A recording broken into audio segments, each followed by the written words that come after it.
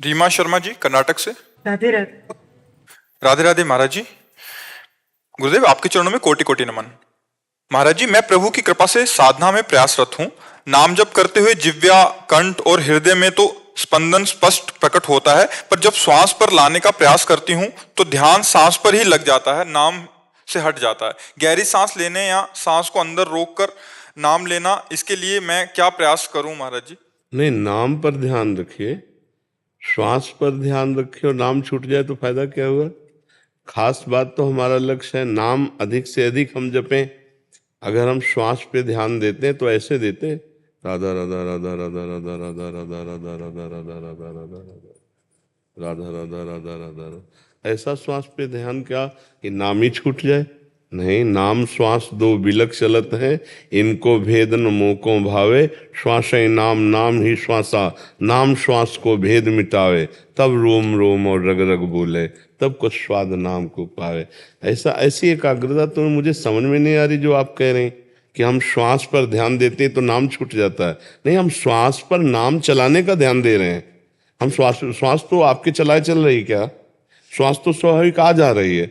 हम उसको थोड़ा लंबा खींच सकते हैं, उसे थोड़ा कम समय में जो श्वास हमारी निकल जाती है उसे हम थोड़ा लंबा समय लेते हैं। तो नाम के बल से ही तो लेते हैं कि हम 10 बार जहाँ नाम था वहाँ 12 बार नाम ले लिए, 15 बार। तो नाम छूट गया तो श्वास का मतलब क्या रहा?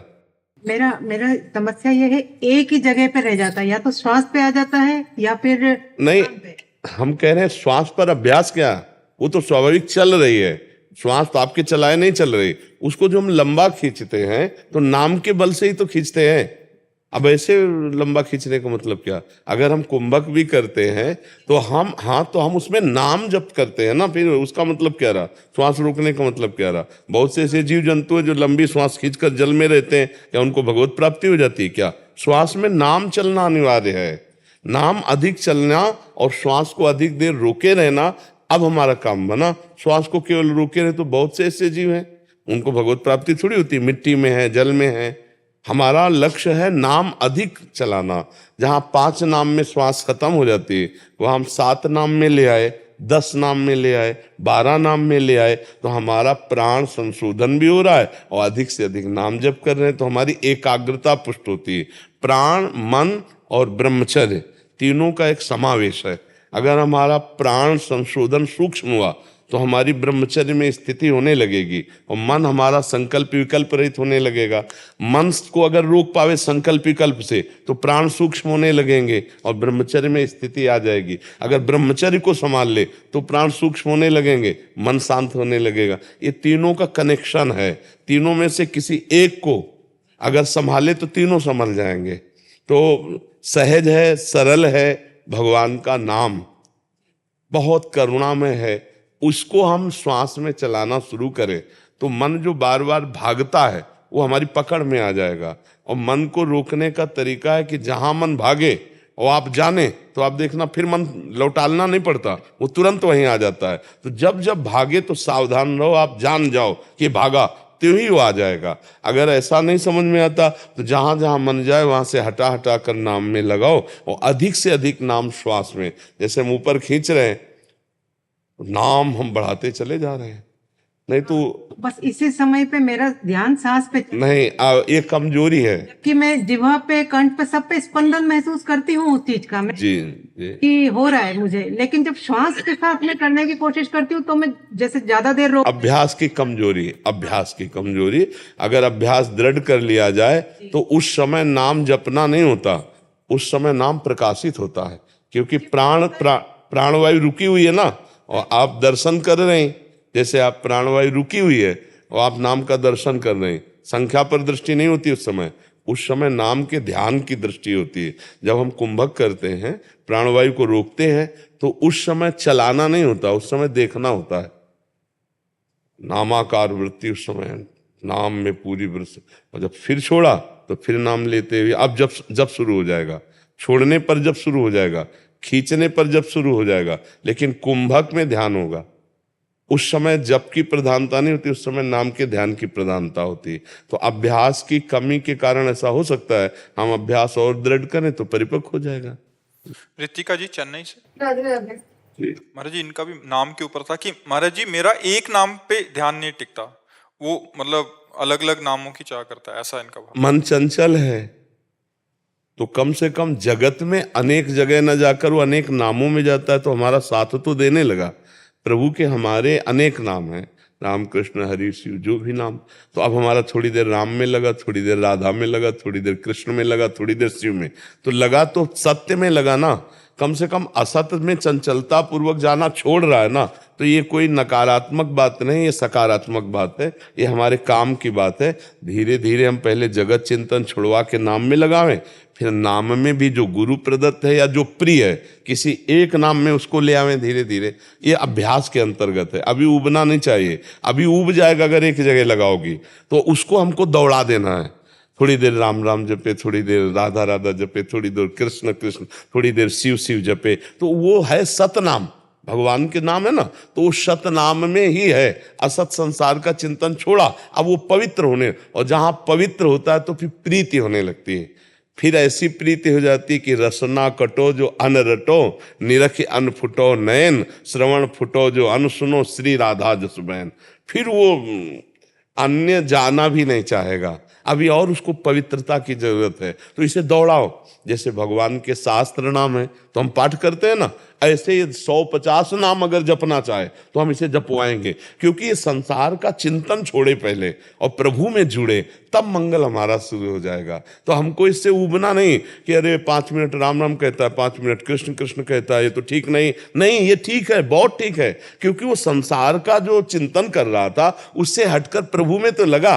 प्रभु के अनंत नाम है, किसी भी नाम का उच्चारण जीव का परम मंगल कर देगा। भाव कुभाव अनक आलसहु, नाम जपत मंगल दिशि दसहु, नाम संकीर्तनम यस्य सर्व पाप प्रणाशनम। सारे पापों का नाश, कोई भी नाम, सब नाम सामर्थ्यशाली, सब नाम मेरे प्रभु के हैं। पर जब आगे चलकर प्रेम होगा तब फिर अन्य जबान से निकलना भी पसंद नहीं हो। यद्यपि मेरे ही प्रभु के रूप हैं, मेरे ही प्रभु के नाम हैं, पर सब अपरिचित हो जाते हैं। परिचय बस फिर एक में ही रह जाता है, जो गुरु प्रदत्त उपासना है, जो गुरु प्रदत्त इष्ट है, उन्हीं का नाम, उन्हीं का रूप, उन्हीं की लीला, उन्हीं का धाम, तब जाके वो प्रेम होता है। फैलने पे प्रेम नहीं होता, समिटने पे प्रेम होता है। प्रेम गलियति साकरी तामे दो न समाये, तो अभी कोई प्रेम थोड़ी हो गया है, अभी तो हम साधन पथ पे चल रहे हैं। जब प्रेम हो जाएगा तो फिर वो नाम जागृत स्वप्न सुसुप्ति स्फुरत में राधा पदाब्ज छटा, वैकुंठे नरके थवा मम गतिर नान्यास्तु राधाम बिना, नान्यास्तु राधाम बिला, मुझे कुछ नहीं बस राधा राधा राधा। वो प्रीति, अभी मन जो है जगत प्रीति से हटकर नाम में तो लग रहा है, तो प्रणाम है, नमस्कार है, धन्यवाद है कि कम से कम मन संसार से हटकर प्रभु के विविध नाम रूपों में लग रहा है, विविध नाम रूपों में। फिर वो तो प्रेम की बात आ जाती है कि मेरे तो गिरधर गोपाल दूसरो न कोई, जाके सिर मोर मुकुट मेरो पति। वो प्रीति की बात है, जब प्रीति आ गई तो ये अपने आप ठीक हो जाएगा। आप देख लेना, अभी आप चलो, बहुत सही है, बहुत सही, जैसे चल रहा है वैसे चलाओ, आगे चलकर खुद ये एक में अटक जाएगा, खुद अटक जाएगा। जगन्नाथ अरोड़ा जी। मैं यदि से कुमारी कहीं तो हमारी प्यारी जी की है। गुरुदेव आपके चरणों में कोटि कोटि प्रणाम। गुरुदेव सेवक जी महाराज के प्राकट उत्सव की हितमय मंगल में बधाई। गुरुदेव श्री सेवक जी महाराज जी ने सेवक वाणी के 3 प्रकरण में हित नाम प्रताप यश में कहा है कि प्रथम हृदय श्रद्धा जो करे, आचार जन जाई अनुसरे, जहां तहां हरिवंश के, रसिकन की सेवा जब हुई प्रीति सहित बूझहूं सब कोई, कौन धर्म हरिवंश को, कौन सुरीति कौन आचरण, कौन सुकृत जही पावे शरण, क्यों हरिवंश कृपा करें, तब सब धर्म कहो समुझाई, संतत सकल सुनहु चितलाई, श्री हरिवंश प्रताप जस। महाराज जी इसमें सेवक जी महाराज जी कह रहे हैं कि श्री हरिवंश का धर्म क्या है, इसकी भजन की रीति क्या है, उनमें कौन कौन प्रकार के आचरण करने चाहिए आदि। महाराज जी इसमें क्या जानना चाहते हो आप? महाराज जी उसमें व्याख्या में लिखा हुआ था कि धर्म पे अपने गुरुदेव के मुख से एक बार इसका श्रवण जरूर करिएगा। तो जब जब उसका पाठ करते थे तो आता था कि एक बार आपसे जरूर प्रत्यक्ष। पहली बात तो है कि आचार्य शरणागति अनिवार्य है, सो आपकी है। आचार्य शरणागति में तो होता है हित हरिवंश महाप्रभु, जो प्रेम के अवतार हैं, प्रेमानंदोत्पुलकित गात्रो विद्युत धाराधर कांति, प्रेम और आनंद में डूबे हुए। प्रेम नाम प्रियाजू, और आनंद नाम लालजू, जो प्रिया लालजू में डूबे हुए हैं, जिनकी कपोल से निरंतर अश्रुधारा बहती रहती, रोमांच होता रहता है, आठों पैर प्रियालाल की सेवा सुख में निमग्न है। निशिदेउष जानत ना ही सजनी, एक रस भीजी रहे, बढ़े आनंद मोद सबके, महाप्रेम सुरंग रंगी, और न कछु सुहाय तिनको, जुगल सेवा सुख पगी। निशिदेउष जानत ना ही सजनी, एक रस भींजी रहे, गोप गोपिनी आदि दुर्लभ, ते सुख दिन प्रति लहै। श्री हिताचार्य की शरण कैसे होते? बोले प्रथम हृदय श्रद्धा जो करे। भगवान ने गीता जी में कहा श्रद्धावान लभते ज्ञानम तत्परासहितेन्द्रिया ज्ञानम लब्ध्वा पराम शांति मचिरेणादि गच्छति। श्रद्धा क्या होती है? जानते हो श्रद्धा क्या होती है? जो वचन, जो आदेश, उसमें बिना विचार करके तत्पर हो जाना, उसे श्रद्धा कहते हैं। श्रद्धावान लभते ज्ञानम, श्रद्धावान को ज्ञान मिलता है। और ज्ञान का क्या करे? तत्परा सहितेन्द्रिया, जो आचरण बताया गया है तत्काल इंद्रियों को खींचकर उसी पे चलाया जाए। तो बोले कौन धर्म? हरिवंश को। कौन धर्म? हरिवंश। हरिवंश का धर्म क्या है? हरिवंश का धर्म है तत्सुख भाव। तत्सुख भाव से प्रियालाल को आठों पैर रिझाना। ये सखियां इच्छा शक्ति हैं, प्रियालाल की इच्छा ही सखी है, संधिनी शक्ति है। प्रियालाल को मिलाना ही, प्रियालाल का सुखवर्धन करना, प्रियालाल को दुलार करना, यहाँ तक कि प्रियालाल ही उनके प्राण, जीवन, मन सब सर्वस्व है। तो अब हम व्यवहार में क्या करें? जब हम व्यवहार के शरीर में हैं, तो सुख देवे को चावचित, सबसो हित निष्काम, या सुधर्म हरिवंश को नाम गिरा विश्राम। बोले कौन धर्म? हरिवंश को। बोले सुख देवे को चावचित, सबको सुख देने का स्वभाव बन जाए, मन वचन कर्म से धर्मयुक्त, सबको सुख देने की भावना, लेकिन हमारे हृदय में पलट कर कुछ प्राप्त करने की चाह न हो। सब सुख देवे को चावचित, सबसो हित निष्काम, हमारे अंदर निष्कामता हो, और हर समय नाम वाणी में सेवक शरण सदा रहे, अनत नहीं विश्राम, वाणी श्री हरिवंश की, कहे हरिवंश है नाम। या तो पद चल रहा है या तो नाम जब चल रहा है, और व्यवहार में सबको सुख प्रदान करने की भावना, या लोक परलोक की किंचन मात्र कोई चाह नहीं। चाह को प्रियालाल के चरणों में समर्पित कर दिया, इच्छा को प्रियालाल के चरणों में समर्पित कर दिया। कौन धर्म? हरिवंश को। कौन सुरीति? कौन आचरण? सेवक जी महाराज ने सब वर्णन किया है। सब जीवन सो प्रीति, रीत निवाहत आपनी, श्रवण कथन परतीति, यह जो कृपा हरिवंश की। हरिवंश कृपा से हरिवंश रस रीति जब जागृत होती है तो मुख वर्णत हरिवंश, चित्त नाम हरिवंश रति, मन सुमिरन हरिवंश, यह जो कृपा हरिवंश की। शत्रु मित्र समझानी, मानि मान अपमान सम, दुख सुख लाभ हानि, यह जो कृपा हरिवंश की। नित एक धर्मिन संग, एक धर्मिन संग, एक धर्मी इष्ट मिले और मन मिले, मिले भजन रस रीति, तहाँ निसंग होय मिलिए, तासो की जय प्रीति। नित एक धर्मिन संग, तो रंग बढ़त नित नित सरस, नित नित प्रेम अभंग, ये जो कृपा हरिवंश की। तब निर्खत नित्य विहार, पुलकित तन रोमावली, आनंद नयन सुधार, यह जो कृपा हरिवंश की। छिन छिन रुदन करंत, छिन गावत आनंद भरी, छिन छिन हार हसंत, यह जो कृपा हरिवंश की। छिन छिन विहरत संग, छिन छिन निर्खत प्रेम भरी, छिन जस कहा तभंग, यह जो कृपा हरिवंश की। त्रपित न मानत नयन, कुंजरंद अवलोकितन, यह सुख कहत बलेल, यह जो कृपा है।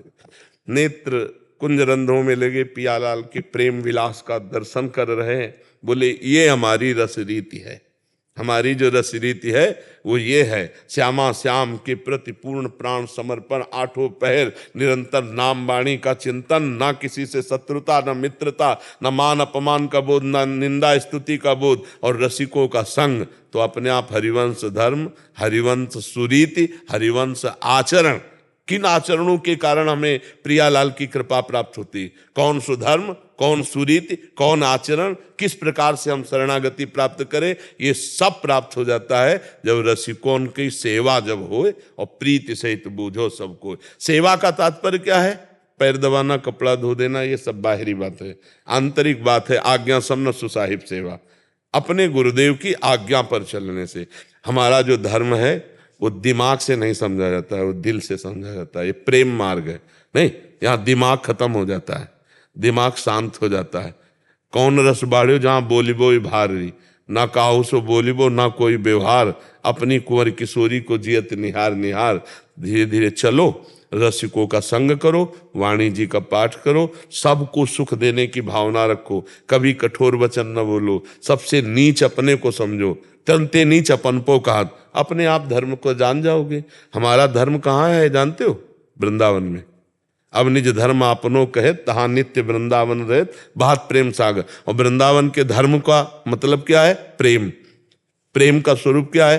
प्रेम के खिलौना दो, खेलत है प्रेम खेल। प्रियालाल, अब यहां तक पहुंचने के लिए क्या होना चाहिए? बोले वृंदावन ए विधि बसे तज के सब अभिमान, और तृणते नीचो आपको जाने सोई जान। जो अपने को सबसे नीच समझ लेता है और सब पूरे ब्रजवासी, सब भगवत स्वरूप, खगमृग पशु पंछी सबको प्रणाम करता है दैन्य होकर, तो वृंदावन अपने प्रेम धर्म को जागृत कर देता है। उसी प्रेम धर्म में प्रियालाल का साक्षात्कार होता है। 3 प्रकार के नेत्र होते हैं। एक होते हैं जड़ नेत्र, प्रकृति से रचे, जो त्रिगुण माया को देखते हैं। एक होते हैं प्रेम नेत्र, जो मानस नेत्रों में खुलते हैं। मानस नेत्र जो खुलते हैं उनमें प्रेम नेत्र। और एक होते हैं ज्ञान चक्षु, जो बुद्धि के नेत्र होते हैं, उनके द्वारा तत्व दर्शन होता है। सर्वान वस्तुतया निरीक्ष, ये ज्ञान चक्षु से। और ललित त्रिभंगी के पास अनंत महिमा का विस्तार करते हुए देखो माई सुंदरता की सीमा, ये प्रेम नेत्र से दर्शन होते हैं। उर के नयन निहार, ये प्रेम नेत्र से दर्शन। तो गुरु चरणों का आश्रय जब ले लोगे तो सब ज्ञान हो जाएगा। धर्म का ज्ञान हो जाएगा, रसरीति का ज्ञान हो जाएगा, भजन पद्धति आ जाएगी। बस आश्रय ले ले। और आश्रय कहते हैं जिनके जाने जानिए युगल चंद सुकुमार, तिनको तिन औन ते अधिक। प्रिया प्रीतम से भी अधिक गुरुदेव भगवान के प्रति जिसका प्यार आ गया, क्योंकि जिनके जाने जानिए युगल चंद सुकुमार, तो फिर वो अपने आप प्रश्न नहीं करना पड़ेगा। सबसे खास बात है रसिकन की सेवा जो हुई तो पूछना नहीं पड़ेगा, वो अपने आप जागृत हो जाएगा। जो रसिक महापुरुषों से अपने चित्त को जोड़ देते हैं तो उनके चित्त में जो चलता होता है वही आ जाता है। महापुरुषन ने सब रस गायो देखिवो, ये है कि उनको हियो कहाँ ठहरानो, ता ही गहनो। पकड़ना ये है कि उनका हृदय कहाँ है। तो हृदय को तभी पकड़ सकते हो जब हृदय समर्पित करोगे। जैसे मोबाइल में नहीं होता, तुम्हारे मोबाइल में तुम अपना मोबाइल ब्लूटूथ सिस्टम खोलो तो वो पहुंच जाएगा। ऐसे ही चित्त को, मन को गुरुदेव के चरणों में समर्पित किया। समर्पित, अब जो ही कहाँ करें हम सोई आयो, इसलिए चले निज दासी, मन क्रम वचन त्रिशुद्ध सकल मत, हमसे हित हरिवंश उपासी। तो पूरा हित धर्म अपने आप हृदय में जागृत हो जाएगा। ये दिमाग से नहीं चला जाता, ये हृदय से चला जाता है। प्रेम जो है ना वो हृदय का विषय है, और ज्ञान जो है ना वो दिमाग का विषय है, बुद्धि का विषय है। यहाँ बुद्धि नहीं है, यहाँ बुद्धि तो पंगु हो जाती है। और भगवान के प्रेम मार्ग में चलने के लिए मन बुद्धि में सामर्थ्य भी नहीं है। राम तर्क बुद्धि मनवानी, कहाँ इनका। हाँ, ये कि हमारे प्रियालाल मन बुद्धि में आके बैठ जाए, प्रियालाल प्रेम स्वरूप, तो हमारे मन बुद्धि की पहुंच हो गई। नहीं, मन बुद्धि की पहुंच नहीं है तो जितना पढ़ाई लिखाई है वो सब अधूरी है। पूरी है कृपा। कृपा कैसे? दैन्य तो प्रियालाल अपने आप कृपा करके सब बोध करा देते हैं। यहाँ प्रियालाल को सुख पहुंचाना ही परम धर्म है। प्रियालाल मैं मानकर संपूर्ण सृष्टि को सुख पहुंचाना ही परम धर्म है। सर्वान वस्तु तया निरीक्ष, महाप्रभु हरिवंश चंद्र जी कह रहे हैं, ये क्रूरापि पापिनो न च सताम संभाष्य दृश्यास्य सर्वान वस्तु तया निरीक्ष परम स्वाराध्य बुद्ध। सब में मेरे आराध्य देव विराजमान, चिद चिद लक्षणम सर्वम राधा कृष्णमयम जगत। और सबके आगे झुककर हम सबको मन वचन कर्म से सुख पहुंचाएं, सब में प्रभु की भावना करें, अपने आप ही धर्म जागृत हो जाएगा। वाणी जी का गायन, नाम जप, रसिकों की आज्ञा में चलना, वृंदावन की रज का सेवन, वृंदावन में सबसे नीच अपने को समझना, और आराध्य देव से बढ़कर के हमारे दिमाग में कुछ नहीं होना चाहिए। न रुपया, न पैसा, न समाज, न रिश्ता, न नाता। आराध्य देव के समान नहीं, आराध्य देव से बढ़कर नहीं, तो अभी प्रीति जागृत हो जाए। अभी आराध्य देव बहुत छोटी जगह में बैठे हैं। अगर रसेंद्री का विषय खान पान का कुछ अच्छा आ गया तो हम भूल गए प्रियालाल। अभी हमारे दिमाग में प्रभु नंबर 1 पे नहीं आए कि प्रभु से समान कोई नहीं तो प्रभु से बढ़कर कोई नहीं। तो फिर त्रिभुवन की राज्य लक्ष्मी देने पर भी आधे पल का वो भगवत विस्मरण नहीं करेगा। ये बात समझ लो। हाँ, हरिवंश नाम बिसरे न छिन, तो श्री हरिवंश सहाय बल। 8 पहर प्रभु से बढ़कर कुछ नहीं, हर समय प्रभु का सुमिरन, अभी हित धर्म जागृत हो जाएगा। ये रसिकों के संग के आधार पर है। आचार्य शरणागति, रसिकों का संग और नाम वाणी का गायन, सबकी सेवा, अपने आप भाव प्रियालाल दे देते रीझ कर। वैसे तो सब अंग गुणहीन होता को जतन न कोई, एक किशोरी कृपाते जो कछु होय सो होय। एक लाडली जू की, और वो कृपा हम पर हो गई क्योंकि हरिवंश चंद्र जू की शरणागति मिल गई, वृंदावन धाम मिल गया, रसिकों का संग मिल गया, नाम वाणी की महिमा सुनी। अब खूब चित्त इसी में नाम वाणी में जोड़ दो, सब धर्म जागृत हो जाएगा, जो भी भाव जो भी ज्ञान सब जागृत हो जाएगा। सेवक जी नाम के ही प्रभाव से सब कुछ जान गए ना, से गढ़ा में ही श्री हरिवंश श्री हरिवंश श्री हरिवंश। तो बस हरिवंश महाप्रभु का आदेश है राधा वल्लभ लाल को हृदय ध्यान मुख नाम, सेवक जी का आदेश है हरिवंश नाम बिसरे न चिन्ह, इसलिए अपने रसिक जन राधा वल्लभ श्री हरिवंश, राधा वल्लभ श्री हरिवंश आठों पैर जपते रहते। देखो स्वामी जी के यहाँ कुंज विहारी श्री हरिदास, कुंज विहारी श्री हरिदास, बिना आचार्य कृपा के, बिना इष्ट नाम के हृदय में क्या प्रकाशित हो जाएगा। तो पूरा धर्म प्रगट धर्म जैसे जानिए, श्री हरिवंश नाम जाइए, नाम सिद्ध पहचानिए। अगर नाम चल रहा है तो धर्म है, अपने आप जागृत हो जाएगा, प्रकाशित हो जाएगा। प्रियालाल का प्रेम धर्म बड़े बड़े तपस्वियों और ज्ञानियों के लिए भी संभाव्योपि विरंचि नारद शिवो स्वयं भुआद्य नया, ये तो अपने जैसे अधमों पर कृपा हो गई है, इसलिए ये मार्ग मिल गया।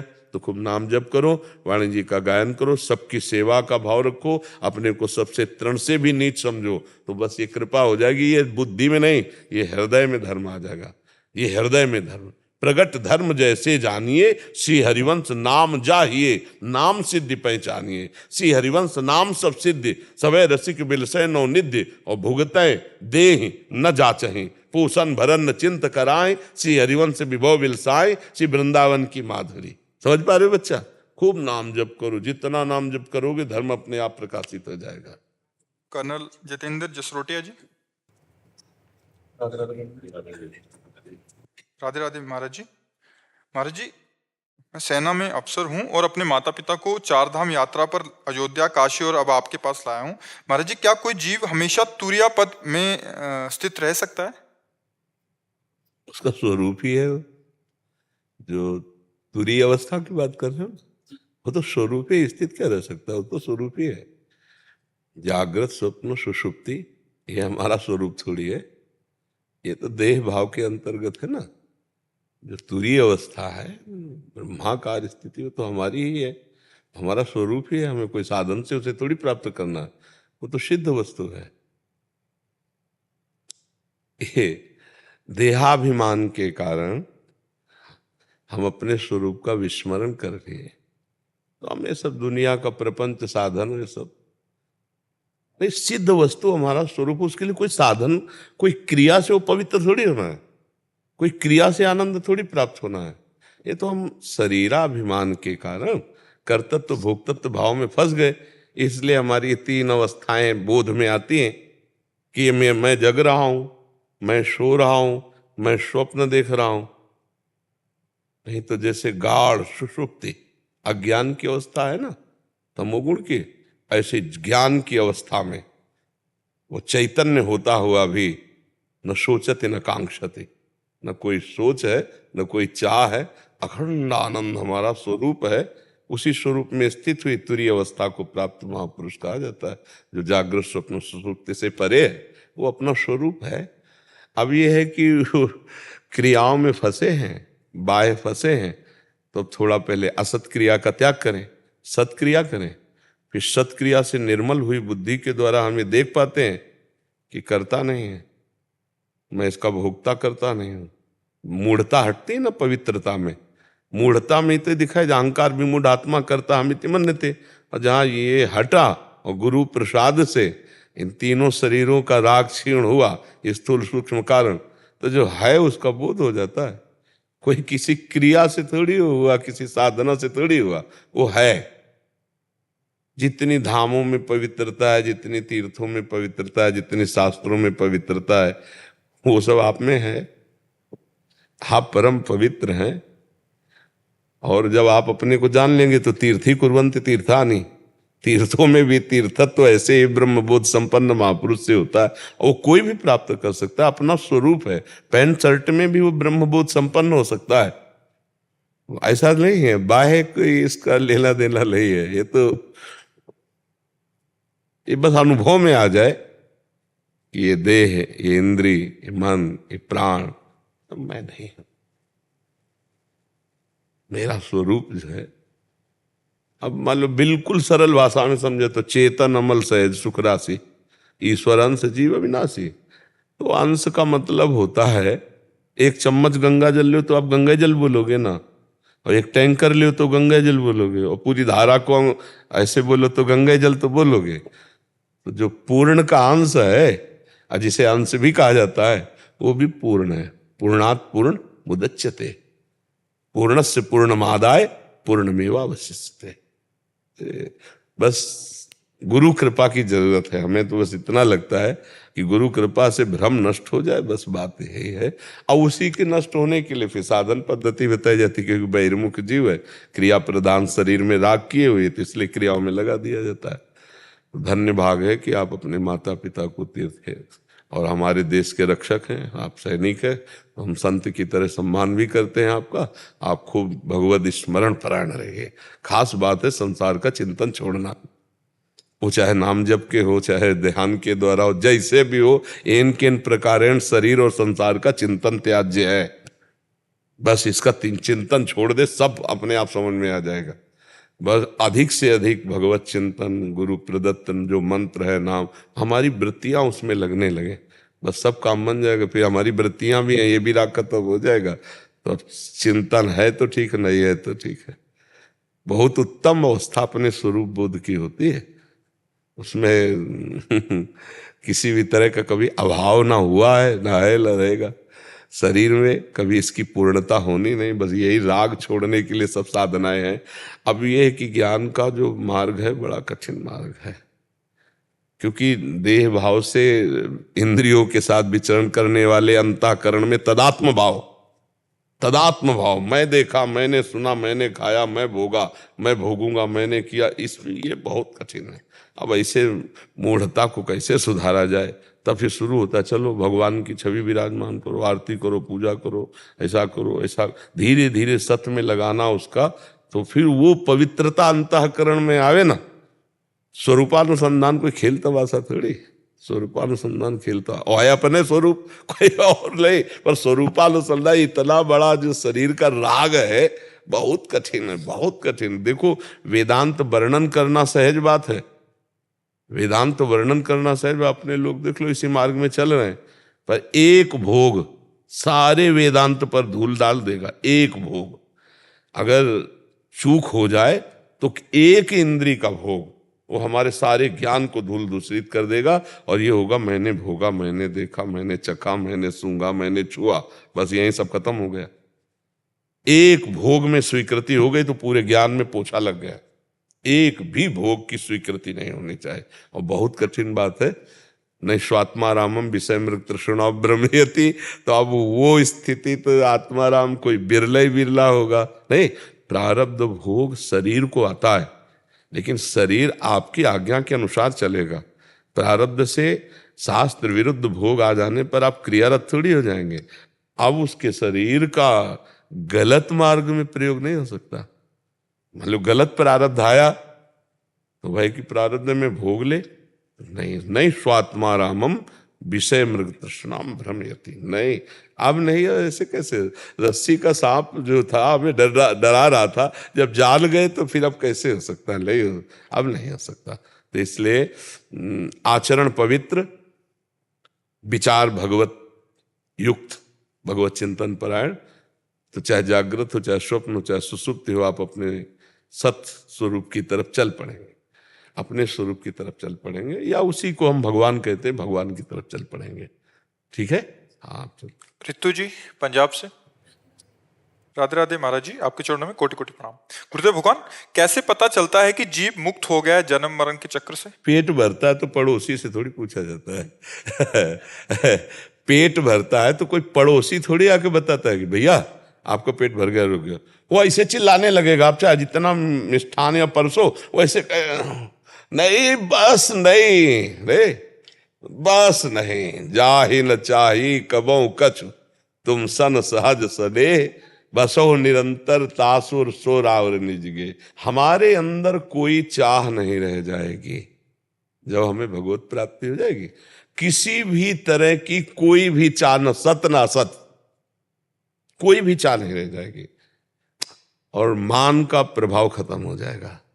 कहीं मोह नहीं रह जाएगा। निर्माण अमोहा जित संग दोषा, किसी भी संग का कोई भी प्रभाव नहीं पड़ेगा। असंगोहम पुरुषा, भगवत प्राप्ति का मतलब होता है असंगोहम पुरुषा।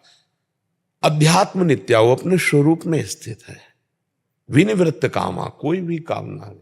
द्वंद्वैर विमुक्ता, किसी भी द्वंद्व का कोई प्रभाव, मान अपमान निंदा स्तुति जन्म मृत्यु लाभ, अरे कितना परमानंद है, सोच मात्र में परमानंद आ रहा है। वैराग्यवान को जो सुख होता है विषयी पुरुष क्या जाने।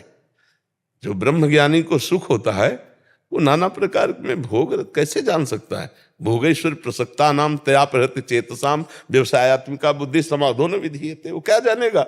जो ऐश्वर्य भोग में चित्त का अपहरण हो गया है वो चित्त क्या जाने भगवान की महान अनुभूति या ब्रह्म अनुभूति। तो जब कभी किसी को भगवत प्राप्ति होती है तो अपनी ही भगवत प्राप्ति, कोई और थोड़ी होते, वो तो अपनी प्राप्ति। भाई प्रभु कौन है? देखो, मैं को ब्रह्म बोलो या मैं को श्री कृष्ण बोलो, मैं था, मैं ही रहूंगा, मैं ही मैं हूं। आप बोलो मैं ही मैं हूं, वही मैं है। अब उसे आगे कुछ भी लगाओगे, आप आगे कुछ भी लगाओगे फंस जाओगे। मैं है मैं, बस वो पहले मैं के आगे कुछ भी लगा दोगे फंस जाओगे। मैं ज्ञानी, फंस जाओगे। मैं पुरुष, फंस जाओगे। मैं धनी, फंस जाओ। मैं विद्वान, मैं के आगे मैं ही मैं, तो वही है। और जब वो अनुभूति हो जाती है तो अपने को अनुभूति होती है ना, तो जाने मोरी छाती अपने आप अनुभव में आ जाता। वो किसी और के जला ले, अपने अंदर आ जाता, अपना काम हो गया, अपने अंदर आ जाता है। जब हम छक जाते हैं तो अपने अंदर आ जाता है। और अगर नहीं समझ में आता है तो ये शास्त्रीय सिद्धांत है, थर्मामीटर डाल के देख लो।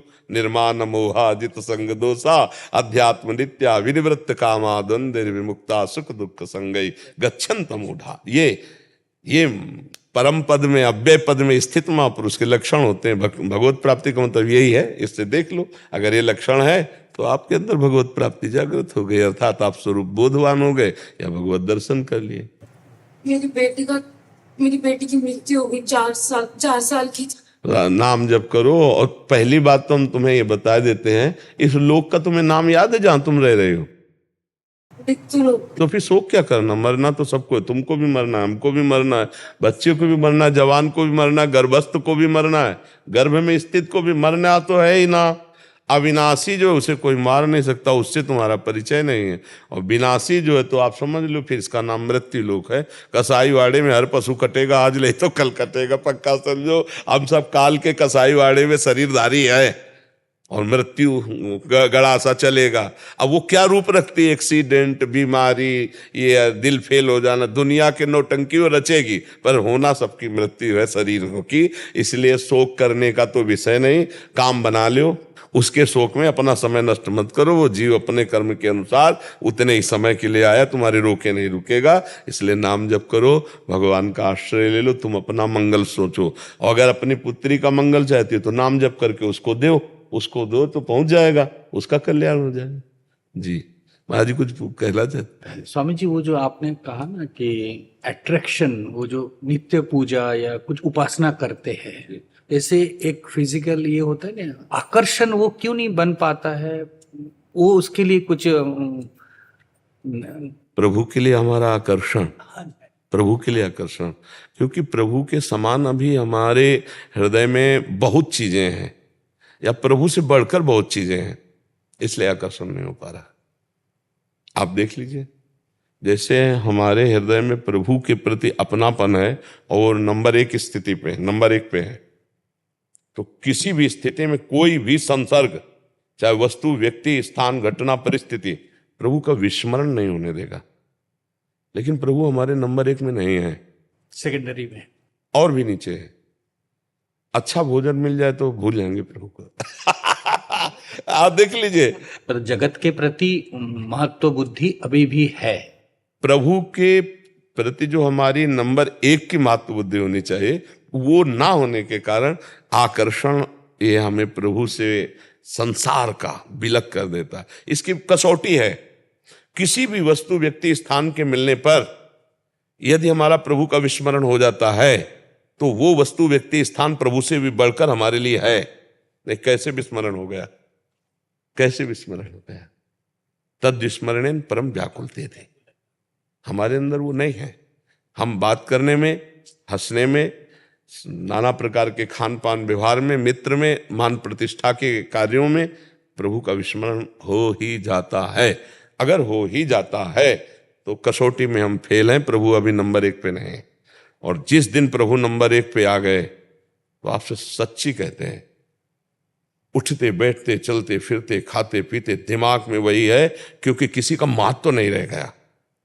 नहीं खान पान ते भावे है, नहीं कोमल वसन सुहावे है, सब विषय लगे ते खारा है, हरियासिक का मग्नारा है। हम भगवत स्मरण पर महत्व उस कोटि का नहीं दे पा रहे जिस कोटि का चाहिए, इसीलिए आकर्षण नहीं हो रहा। नहीं तो सच्ची मानिए 1 सेकंड के लिए विस्मरण नहीं होगा। आपसे बात कर रहे हैं और हमारे दिमाग में राउंड राउंड मच रहा है, और हम आपके माइंड में घुस करके बात करने की कोशिश करेंगे, आपको उत्तर देने की कोशिश करेंगे, लेकिन हमारे सामने नाम छाया हुआ है।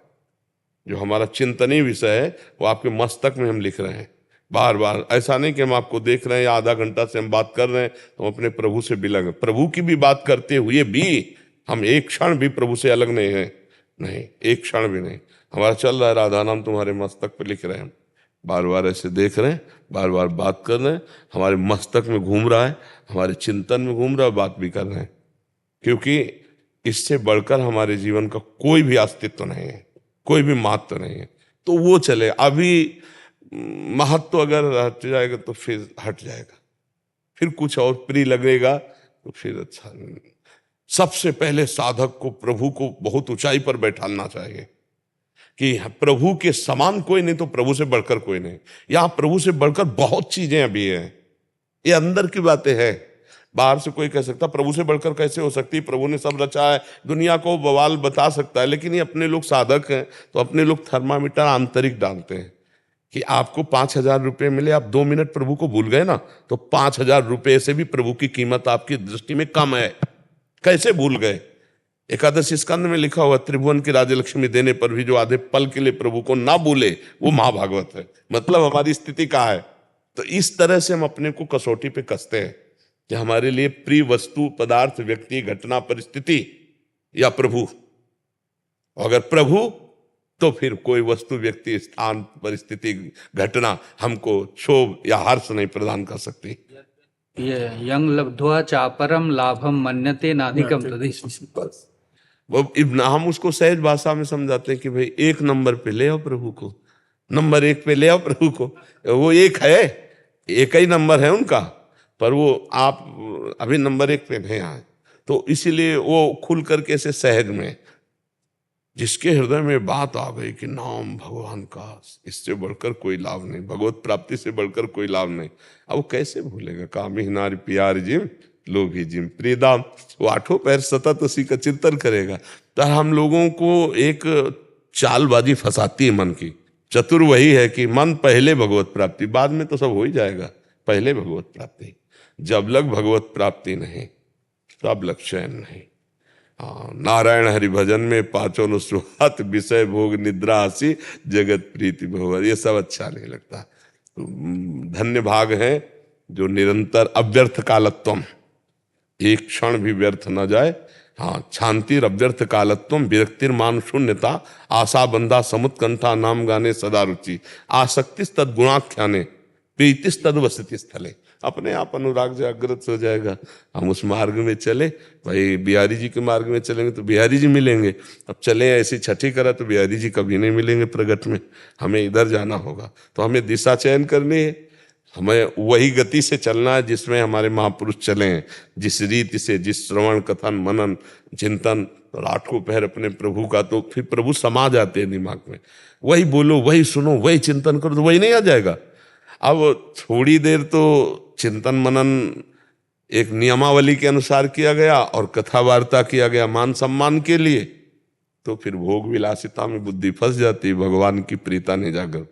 और 8 पहर अगर भगवान में ही चित्त को जोड़ा जाए तो बहुत जल्दी भगवदानंद की अनुभूति हो जाए।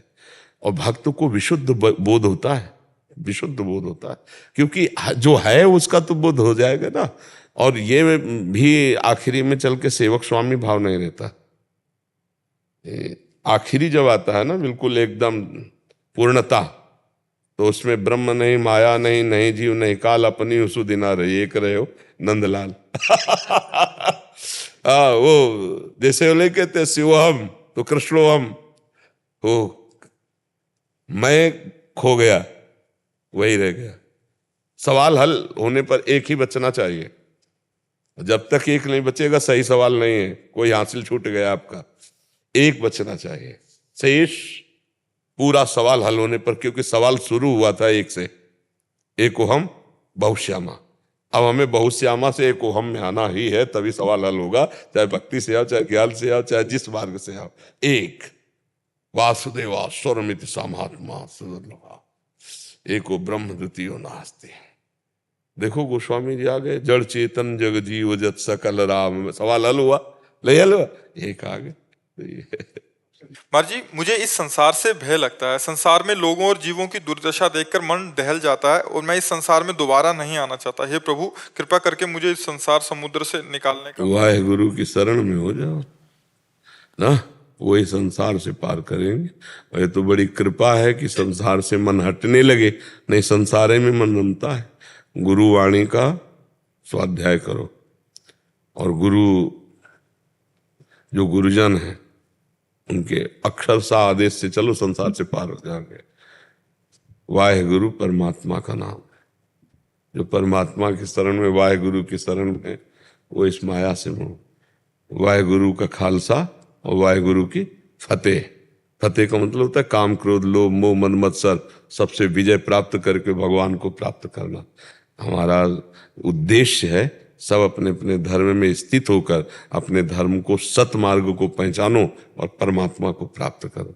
परमात्मा का नाम ही वाहेगुरु है, और जो वाहेगुरु को अपना सर्वस्व समर्पित कर देता है, मन वचन प्राण, तो वाहेगुरु की फतेह। फिर गुरु के प्रताप से ही फतेह हो जाती, माया पर समस्त विकारों पर फतेह हो गई। अब वो आनंद में मगन, न भय रह गया, न चिंता, न शोक, न दुख, आनंद समुद्र भगवान में। क्योंकि ये शरीर तो कुछ दिनों का है, ये स्थायी थोड़ी है। न यहाँ का रुपया, न यहाँ का मकान, न यहाँ का रिश्तेदार, न नातेदार, स्थायी नहीं है। शरीर छूटा, खत्म खेल सब। अब जैसे पीछे शरीर छूट करके इस शरीर में आए, तो पीछे वालों का कोई मतलब है क्या? अब कुछ मतलब नहीं, अब इसी में फंस गए, अब ये भी छूट जाएगा, इसका भी कोई मतलब नहीं रहेगा।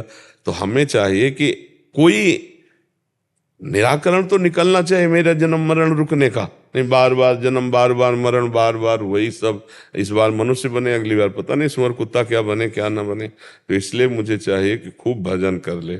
सार बात है भजन करना, दूसरों का हित करना, और उसके बदले में धन्यवाद ना चाहना, तभी काम बनेगा।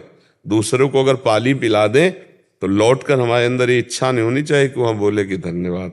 धन्यवाद की भी सुनने की इच्छा नहीं होनी चाहिए, और ऐसा सेवा करना चाहिए दूसरों की कि वो कभी दूसरे से अगर यश रूप कीर्ति रूप तो हमको अंगुली कान में, नहीं नहीं, कराने वाले तो प्रभु हैं, मैं तो एक निमित्त मात्र हूँ, कुछ नहीं। तो उसका पुण्य बच जाएगा। यहाँ कोई पुण्य बचाना नहीं जानता, थोड़ा किया उसका बहुत बड़ा पोस्टर बैनर और सब गया, सब गया। तो नाम जप करो और दूसरों की सेवा, बस इसी से मंगल होना शुरू हो जाता है। सेवा और सुमिरन ये बहुत बड़ी बात है।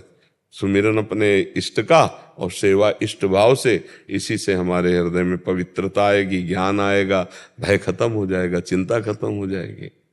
महाराज जी वाहेगुरु मंत्र का जाप कर। हम तो यही कहेंगे कि आप वाहेगुरु वाहेगुरु वाहेगुरु परमात्मा का नाम वो आप जप करो, क्योंकि परमात्मा ने सब मार्ग उन्हीं के बनाए हुए हैं ना। अगर वो एक मार्ग से मिलता होता तो एक ही मार्ग बना देता, लेकिन उसने बहुत से मार्ग बनाए कि अलग अलग भाव वाले, अलग अलग रुचि वाले। जैसे एक घाट हो तो बड़ी समस्या हो जाएगी, सैकड़ों घाट हैं, कोई विश्राम घाट ना आ रहा है, कोई जुगल घाट, पर नहा तो यमुना जी रहा है ना। ऐसे किसी भाव से भी भजो, वो परमात्मा तो एक ही। जब हम मिलेंगे तो वो परमात्मा जो हमें मिलेगा वही आपको मिलेगा, वही सबको मिलेगा, पर भावानुसार मार्ग अलग अलग हैं, परमात्मा एक है। समझ पा रहे हैं आप जी? सुरेश कंवर जी राजस्थान से। राधे राधे। राधा वल्लभ श्री हरिवंश गुरुदेव, आपके चरणों में कोटि कोटि प्रणाम।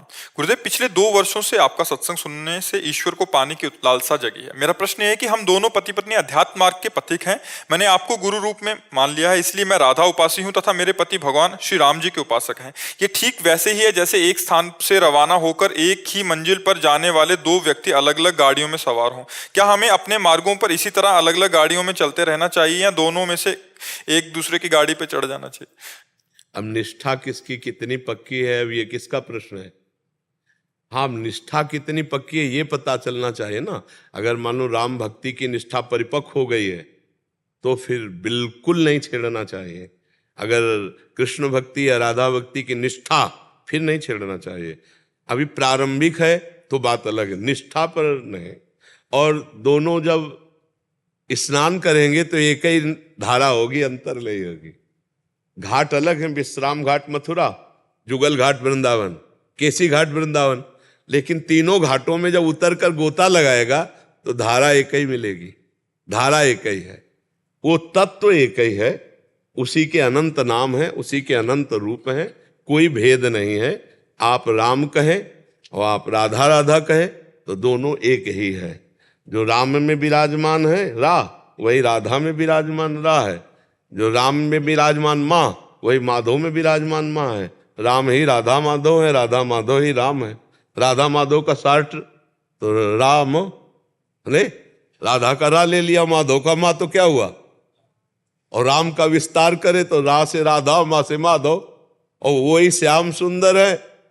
चाहे राम जी को बोलो चाहे श्याम जी को बोलो, बस बंसी और सारंग का भेद है। वही राधे श्याम है, वही सिया राम है, अंतर तो कोई है नहीं। खूब प्यार से दोनों आराधना करो, परस्पर प्रेम रखो, भगवान का नाम जप कर रहे हो, बढ़िया है। जब आनंद समुद्र में डूबोगे तो एक ही होगा, वो दो नहीं होते, वो तो है परमात्मा एक ही है। वही राधे श्याम है, वही सीताराम है, कोई अंतर नहीं है। खूब आराम से भजन करो, भेद बुद्धि न रखो, वही परमात्मा। हाँ, प्रारंभिक हो फिर एक ही आराधना हो तो और आनंद आ जाए। अब जैसे आप चाहोगे श्री जी को पहले भोग लगे, वो चाहेंगे राम जी को पहले भोग लगे, थोड़ा भावना तो रहेगी ना, पर तत्व तो एक ही है। और अगर कहीं दोनों एक ही हो जाए तो दोनों थाल सजाकर अपने ही आराध्य देव को भोग लगा रहे, ऐसा लगेगा। अब जैसे राम उपासक हैं पति और राधा उपासक है पत्नी, तो भोग बनाएंगे तो पहला उसको तो ये लगेगा पहले हमारी श्री जी पावे, और उसको लगेगा नहीं भाई हमारे राम जी पावे। तो हमें लगता है फिर 2 थाल तैयार कर ली चाहिए, एक ही साथ दोनों जगह भेजना चाहिए, नहीं तो फिर असंतुष्टता होगी ना। और वो कहेंगे कि हम तो देखो बनाया, हम अपनी श्री जी को भोग लगाएंगे, वो देखो हम कमा के लाए, हमारे पहले राम जी का भोग लगा। तो अब आपस में राम और श्याम में कई झगड़ा अपने लोग कर बैठे। बस इतना ध्यान रखना, दोनों की भावनाओं की पुष्टता हो कि 2 थाली में भोग है, आप राम जी को लगा दो, हम राधा जी को लगा रहे। अच्छा, दोनों तरफ से माल आएगा तो मिलेगा तो एक ही है, आप 2 थोड़ी हो। अर्धांगिनी का मतलब होता है बाम अंग, पति का मतलब है दायां अंग। तो जब ऐसे करो तो फल तो एक ही आएगा ना, आनंद तो दोनों का आएगा। आप रबड़ी का भोग लगाओगे तो आपको पाने को मिलेगा, और आप सब्जी और रोटी को भोग लगाएंगे तो आपको पाने को मिलेगा, क्योंकि एक ही घर में तो है। पर अगर दोनों एक भाव के हो जाए तो और आनंद आ जाए। पर अगर निष्ठा बन चुकी राम जी की तो बिल्कुल नहीं छेड़ना चाहिए, क्योंकि निष्ठावान को जो दुख होता है फिर वो असहनीय होता है। जैसे होता है ना निष्ठा, अब राम जी से प्यार अंदर से जागृत हो चुका है तो जन्म जन्मों के न जाने कितने पुण्यों का फल हुआ है, अब नहीं तोड़ना। कोई गलत थोड़ी है जो, तो फिर पत्नी आप हो तो आपको सहयोग करना चाहिए राम उपासना में, कि आप खूब करो मैं आपका सहयोग करूंगी, पर हमारे हृदय में राधा किशोरी जी के प्रति जो प्रेम है मैं उसको भी नहीं छोड़ूंगी। पत्नी हूं, आपका सहयोग करूंगी, लेकिन हमारी जो आंतरिक उपासना है उस पर मैं भेद नहीं डालूंगी। ऐसे पति को सोचना चाहिए कि पत्नी हो तुम्हारा सहयोग करेंगे, पर हम अपनी उपासना में अपने, अगर दोनों दृढ़ हैं अपनी अपनी उपासना में तो, अगर प्रारंभिक है गुंजाइश है तो फिर एक ही में आ जाना चाहिए। अगर नहीं निष्ठा बन चुकी है तो फिर नहीं छेड़ेंगे, क्योंकि हमें पता है चाहे शरीर पूरा कर दिया जाए निष्ठा नहीं छोड़ी जा सकती। जैसे अब अपने लोगों का है तो गर्दन काट दो, स्वीकार, निष्ठा थोड़ी छोड़, नरक जाए स्वर्ग जाए इसकी कोई परवाह है।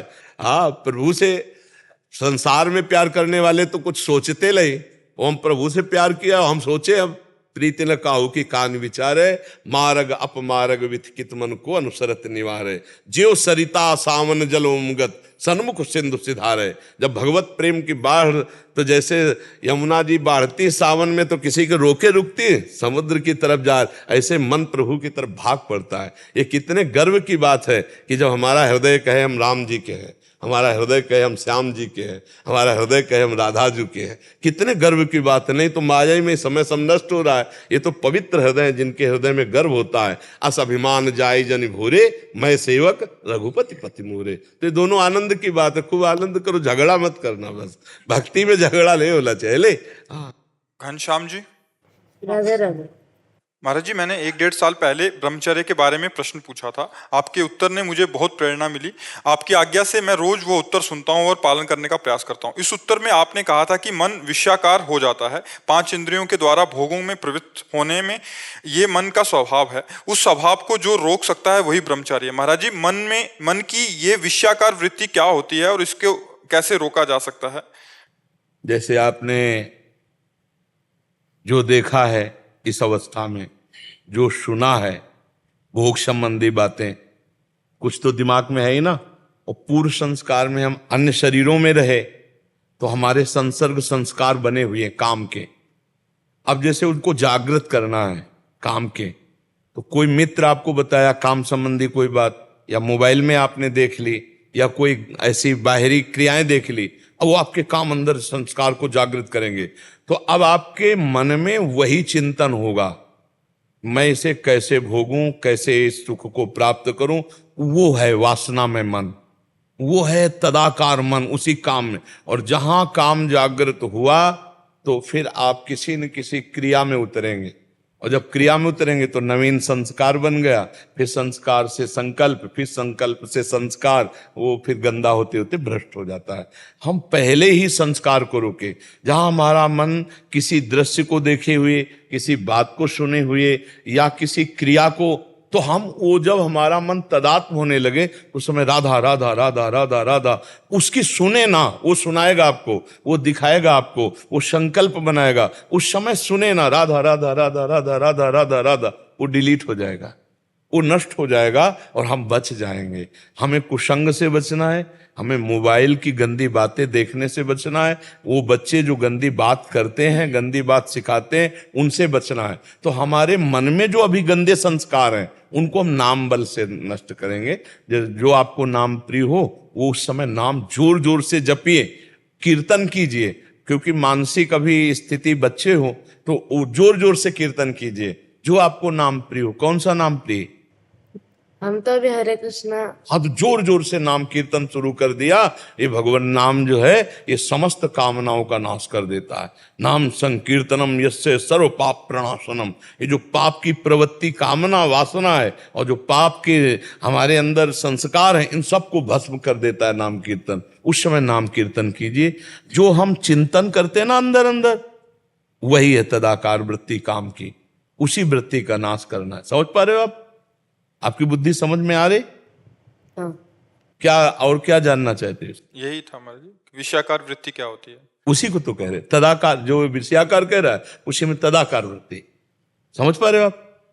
और कभी ऐसे कुछ चीजें देखता हूँ मैं तो लगता है, मतलब जैसे कोई छोटा सा फैन है तो उसे और अच्छा कर देने के लिए। मैंने इसने खिलौने की दुकान में फैन देखा, उसको लगा कि वो इलेक्ट्रिक बनाऊं मैं, मोटर निकाल के उसे और आविष्कार और नया नया कुछ बनाऊं, तो उसी में मन लगा रहता है। माँ मुझे बोलता है कि वो ले लो, तो वो विषयाकार वृत्ति नहीं, वो कोई बात नहीं। उसमें देखना है कि भगवान इसमें कौन सी गुणवृत्ति प्रकट करते हैं इस शरीर में, जिससे जगत की सेवा कराएंगे। अब मान लो बालक ही है और उसके अंदर आ रही, तो उसका सहयोग करना चाहिए। वो विषयाकार नहीं। भगवान क्या क्रिया कराना चाहते हैं इससे, जगत मंगल में क्या बनाना, एक वैज्ञानिक बनाना चाहते हैं, एक नेता बनाना चाहते हैं, एक समाज प्रिय व्यक्ति बनाना चाहते। ये तो अभी पौधा है, ये कौन सा रूप लेगा तो उस पर हम नहीं जाते। हम गंदे आचरणों को रोकने पर जाते हैं। अगर ये पढ़ाई में पढ़ रहा है, विज्ञान में जाना चाहता है, उसका सहयोग करना चाहिए। पर वो विपरीत गंदे आचरणों में जाना चाहता है, उसको स्वयं आप रोकिए और उसको आप भी सहयोग कीजिए। हम धन्यवाद देते हैं, आप माता हैं और आप उसको मित्रवत, आप जो आपको मित्रवत अपनी माँ से अपनी बातें करनी चाहिए और आपको मित्रवत इसको उपदेश देना चाहिए। करता है। हाँ। संगति एकदम अच्छी है और बाहर जाता नहीं था। हाँ, इससे बहुत लाभ मिलता है। आशीर्वाद। बदल नहीं, गृहस्थी में भी संत होते हैं। अगर आप इस वेश में भी रहो, अच्छे आचरण करो, समाज प्रिय व्यक्ति बनो, ये भी तो अच्छी बात है ना। जरूरी थोड़ी कि भेष धरने से ही हम संत हो जाएं। संत लक्षण होते हैं। तो आप अपनी माँ से शेयर करते रहो, जो आपके अंदर कोई भी स्फुरणा हो, और आप मित्रवत सुनकर, डांटने की जरूरत नहीं, उसे समझाने की जरूरत है। आज यही हो रहा है, माता पिता अपने बच्चों को समय नहीं दे पा रहे और बच्चे इतने भयभीत होते हैं कि माता पिता से अपनी बातें शेयर नहीं कर पाते। ये अवस्था होती है बनने और बिगड़ने की। माता पिता को चाहिए कि अपने बच्चों को बैठाल कर दोस्त की तरह, और कैसे, क्या तुम्हारी दिनचर्या चल रही, कोई तुम्हारा ऐसा गंदा चैप्टर तो नहीं है, और डरना मत, हम हर क्षेत्र में तुम्हारा सहयोग करेंगे। तब वो बालक खुलकर, अब कुछ बालक ऐसे हैं जिनसे गलतियां हो जाती हैं तो माँ से बता नहीं सकते माता पिता से, बाहर उनको ब्लैकमेल किया जाता है और वो फिर परास्त होकर के अपने शरीर की हानि सोचते हैं। तो हमें लगता है हर माता पिता भाई बहन को ऐसा व्यवहार रखना चाहिए जिससे हम खुलकर एक दूसरे से बात करके अपने निज जनों को बचा सकें, अपने निज जनों को उत्साह दे सके, अपने निज जनों को जो लोग ब्लैकमेल करते हैं हम उनसे बचने का उपाय सोच सके। छोटे छोटे बच्चे, छोटी छोटी बच्चियां ऐसी परिस्थितियों में फंस जाती हैं और जरा इधर उधर हो गया, अब जिनसे इधर उधर हुआ वो उनको सता रहे हैं और वो अपने घर में नहीं कह सकती। तो मुझे लगता है कि माता पिता को खुलकर अपने बच्चों से मित्रवत व्यवहार करते हुए उनके जीवन को उज्जवल बनाने के लिए उनकी कमियों को ढूंढे और उनके सामने रखकर उनको दूर करें, मित्रवत मिलकर दूर करें। अच्छे बच्चे हो, आगे बढ़ो। माता जी, आपका पिछले साल सुना था ना, तब से बहुत ही प्रेरणा हो गई। बहुत सुंदर। चल, थोड़ा व्यायाम करते हो? हाँ, 1 घंटा वगैरह योग करता है। और दौड़? हाँ, दौड़ अभी करूँगा। दंड वैसे वगैरह लगा। दंड, व्यायाम और प्राणायाम। हाँ बिल्कुल ठीक है। 1-2 किलोमीटर दौड़ भी लगाया करो, ठीक है। सात्विक भोजन करो। आगे चलकर आप खुद देख लेना कैसा आपके अंदर स्मृति जागृत होती है, कैसा विवेक जागृत होता है। बहुत सुंदर। ब्रह्मचर्य परम तप है। नमक मसाला नहीं खाता है। हाँ ठीक है, थोड़ा तो खाना चाहिए, नमक की भी जरूरत शरीर में है। थोड़ा नमक मतलब इतना मसाला मत खाओ तमोगुणी हो जाए, पर थोड़ी जरूरत है। जैसे हल्दी की भी जरूरत है, एंटीबायोटिक होती है, जीरा की भी जरूरत है, नमक की भी जरूरत, कुछ हमारे शरीर को आवश्यक है। उन ऐसा ना करे कि मतलब हम कमजोर हो जाएं, नहीं, हम राष्ट्र सेवा लायक रहें, समाज सेवा लायक, अच्छा सात्विक भोजन करें, बलवान बने और गलत आचरणों से बचें, ठीक है। राधा राधा राधा राधा राधा राधा राधा राधा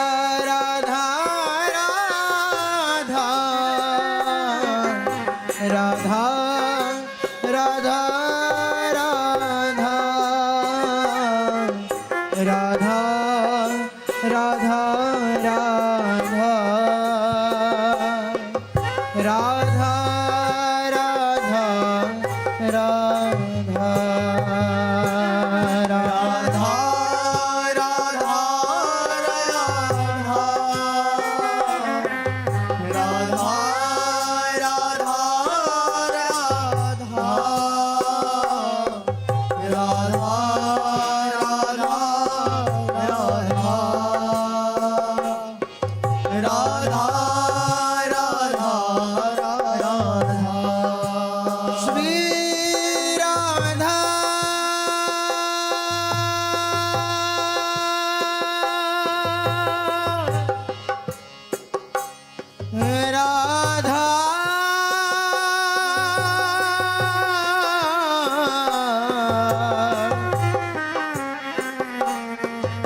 राधा